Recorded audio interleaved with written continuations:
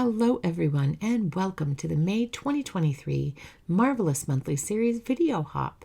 We're so excited to have you here and to share these amazing subscriptions with you. Here's a peek at the project we're going to be creating today. We will use the Build-A-Garden Rock Trumpet. We'll use the stamp set for just the sentiments. We will use the coordinating dies to cut those out. The focus today is going to be on this amazing stencil set that we have. Sometimes I like to skip the outline image and just use the stencil set to create a softer look. We'll begin with a piece of 80-pound hammermill cardstock cut to A2 4 1/4 by 5 1/2. We will use the blush ink that was released as a fresh dye ink today and a small blending tool to add the color to the panel. Now we'll move to stencil number 2. Tape that into place and we will use the rouge ink that was released today as a fresh dye ink. This is from the Red Sunset family. As well, we will use the new fresh dye ink Sweet Dreams that was released today as well later on in the video. Now we'll move on to stencil 3. This is divided into 2 sections and we will use crimson. I should have added a little bit of tape there. I got a little spot on my project, but that's okay. Now I'm taping it into place and I'll do the bottom part of the stencil again with crimson and my small blending tool. Make sure on this set to tape off areas and to pay attention on your stencil to which section you're working on. It's also smart to tape on the side of your stencil if you're afraid you may go off. We're now using Dewdrops ink, and this is from the Sweet Dreams and was released today as a fresh dye ink. You may see shadows on my work. That's because the amazing Dexter is helping me complete my project. I'm using my bone folder to hold down the little fiddly bit that moves about on my stencil. That way I can get my ink blending into smaller areas and paying attention to the delicate areas of my stencil. We're now moving ahead on to stencil number 5. Stencil number 5, first we're going to begin on the bottom.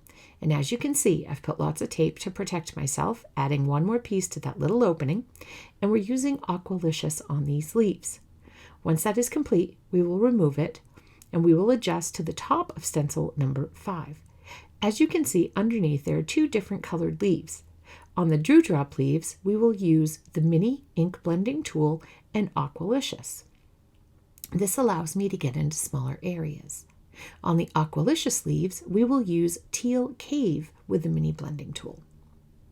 Now we'll go ahead and we'll remove that and we will move on to stencil number 6. I'm getting this aligned for the far left-hand side of stencil number 6 and putting tape in the areas I want to make sure I don't go over. I'm adding Teal Cave to these particular leaves for the first layer with my mini ink blending tool. I will remove this and I will lay down the middle section of the stencil, making sure it's perfectly aligned. I will then bring in Galactic Stream to add the definition to that layer. Then we will go and we are going back actually to stencil 6 because I forgot to do the leaf in the bottom. And there we go, our panel is done. So we're moving on to stamping our sentiments in our stamp wheel with Obsidian Pigment ink. I will heat set those with crystal clear embossing powder. I love the magic. This never gets old, the magic of heat setting embossing powder. It's just magical. There are no other words.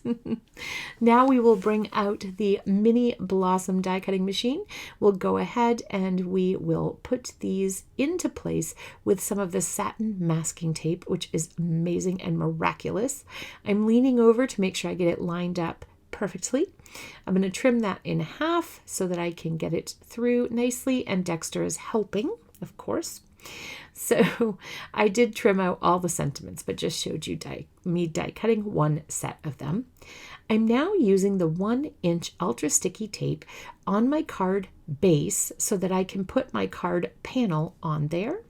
And this, it will never come off. This stuff is absolutely amazing. I can't say it's my favorite Altenew adhesive because I don't think I can pick just one. I like them all for different purposes, but this is definitely one of my faves. So now I'm trimming down some of the Instant Dimension foam tape, which another fave, and I'm putting it on the back of my sentiments that I have die cut.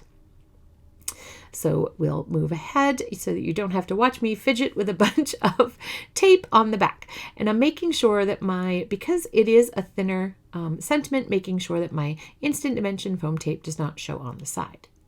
Now, these sentiments are strategically placed because I had 2 ink smudges on my project. So I chose to use 2 sentiments to hide the little ink smudges. So we're going to get that in the great position. And Dexter, again, you just saw a little paw trying to help. Great position to hide my whoopsies, which will allow me to have a beautifully finished card. Thank you so much for joining me. I hope you check out the amazing subscriptions at Altenew. Until next time, happy crafting.